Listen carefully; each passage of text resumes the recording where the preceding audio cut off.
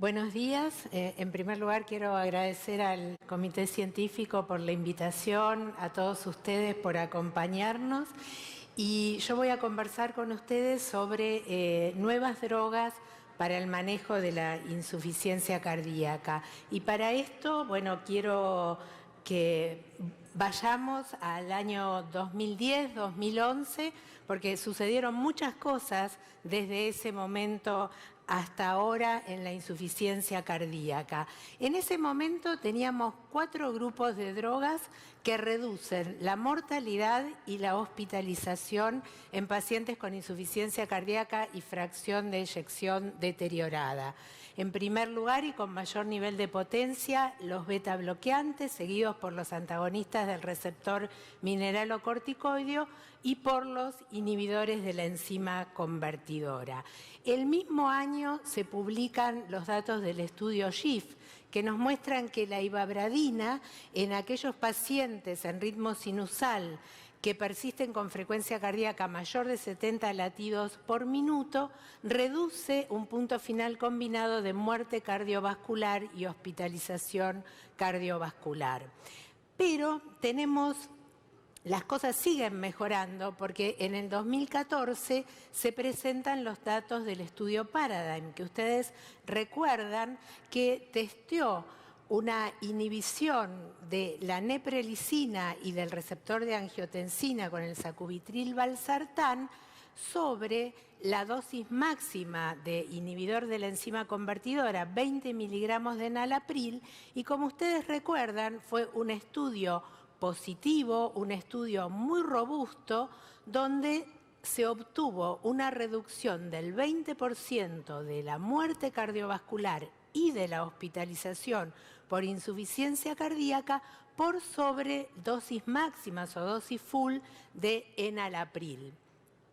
Este es un estudio que, si ustedes recuerdan, por el diseño, los pacientes debían recibir, antes de pasar a sacubitril/valsartán, 20 miligramos de enalapril. Entonces, las guías de insuficiencia cardíaca, cuando posicionan el sacubitril/valsartán, siguen el diseño del estudio. Entonces, nos dicen que lo demos cuando los pacientes persisten sintomáticos a pesar de recibir dosis muy altas de enalapril. Sin embargo, en la práctica clínica se genera una discusión, fundamentalmente la pregunta de si tenemos que tener a los pacientes en esas dosis tan altas antes de pasarlos a sacubitril/valsartán. Y esto es lo que intenta contestar el estudio Pioneer, que se publicó el año pasado, donde los pacientes que se incluyeron en este estudio, en el 33% eran pacientes con insuficiencia cardíaca de novo, el 50% de los pacientes no recibían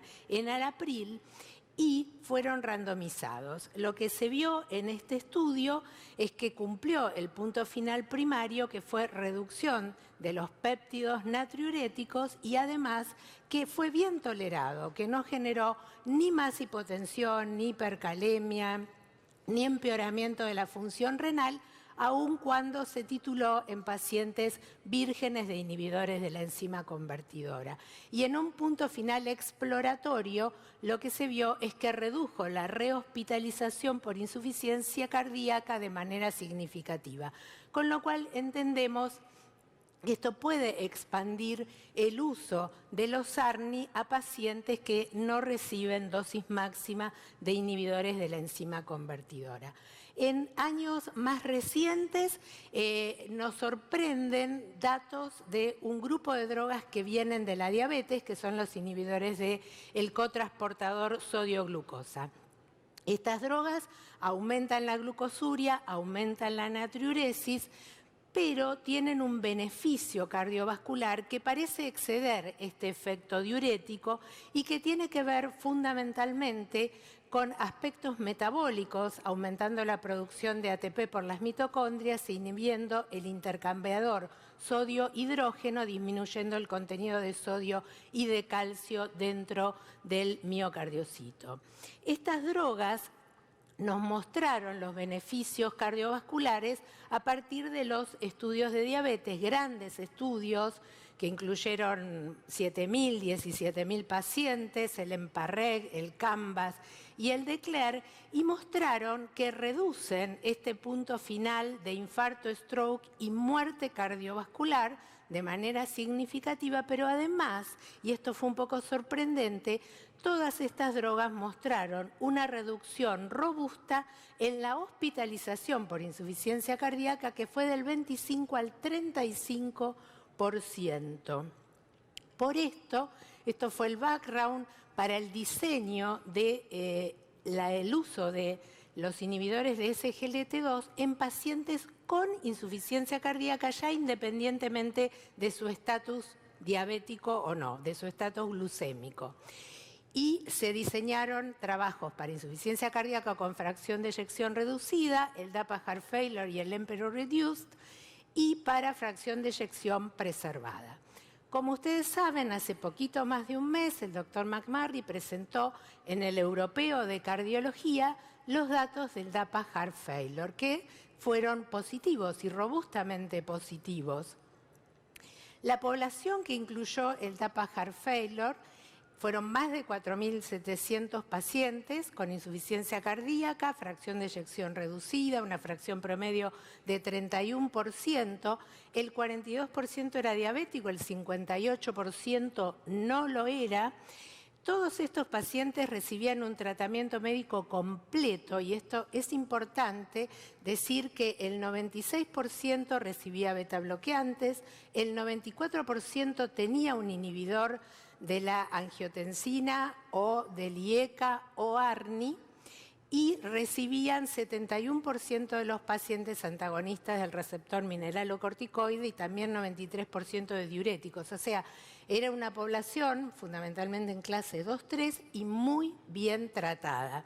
Y los resultados del DAPA Heart Failure fue que redujo en un 26% el punto final primario de muerte cardiovascular o empeoramiento del evento de insuficiencia cardíaca definido como la hospitalización o la necesidad de uso de medicación endovenosa en la guardia. Cuando se analizan los diferentes componentes de este punto final primario, se vio una reducción del 30% del evento de empeoramiento de insuficiencia cardíaca, que es muy significativa, y una mejoría también de la muerte cardiovascular del 18% con significación estadística. Así que indudablemente los inhibidores de la SGLT2 vienen como un nuevo grupo de drogas a buscar un posicionamiento en el manejo de la insuficiencia cardíaca en este momento con fracción de eyección reducida. También estamos esperando, y esto probablemente el año que viene ya tengamos los resultados, los datos de dos drogas. Una es Vericiguat, que es un agonista dual de la guanilato ciclasa que aumenta el GMP cíclico y que en el estudio Sócrates en fase 2 mostró una reducción significativa de los péptidos y una mejoría de puntos clínicos exploratorios, y en el fase 3 incluyó una población con fracción de eyección deteriorada y hospitalización reciente para explorar la muerte cardiovascular y la hospitalización. Para el año que viene esperamos los resultados de este trabajo, y la otra droga que también estamos esperando resultados es el omecamtiv mecarbil, que en el estudio de fase 2, el Cosmic Heart Failure, mostró un aumento del volumen sistólico, una disminución del volumen de fin de diástole y una mejoría de los péptidos natriuréticos. El estudio en fase 3 es un gran estudio que ya terminó de incluir 8.000 pacientes. Es una población muy grave porque son pacientes recientemente hospitalizados o que incluso fueron randomizados en la hospitalización con una fracción de eyección menor de 35%, y también para el 2021 esperamos los datos definitivos de este estudio. Esto es respecto de las drogas, pero quiero recordar un viejo dicho que las drogas no trabajan si los pacientes no las toman y si los médicos no las indicamos. Entonces quiero usar un minuto para resaltar el valor de la adherencia al tratamiento médico. Esto es un estudio publicado el año pasado por el profesor Comagda, donde muestra que el score de adherencia relaciona en forma directa con la muerte y la hospitalización por insuficiencia cardíaca.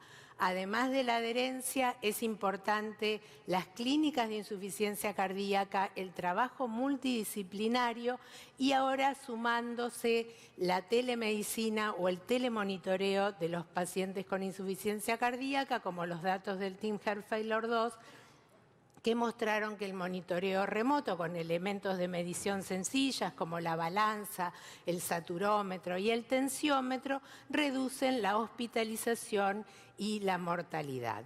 Entonces, como conclusión final, decir que en la última década el uso de combinaciones de terapias que modifican la evolución de la insuficiencia cardíaca redujo la muerte y la hospitalización en los pacientes con insuficiencia cardíaca y fracción de eyección reducida. Que las combinaciones más efectivas son la combinación de un ARNI betabloqueante y antagonista del receptor mineralocorticoideo o la de inhibidores de enzima betabloqueantes, inhibidor del receptor mineralocorticoideo e ivabradina. Estos son datos también de un metaanálisis que publicó el año pasado el doctor Comagda.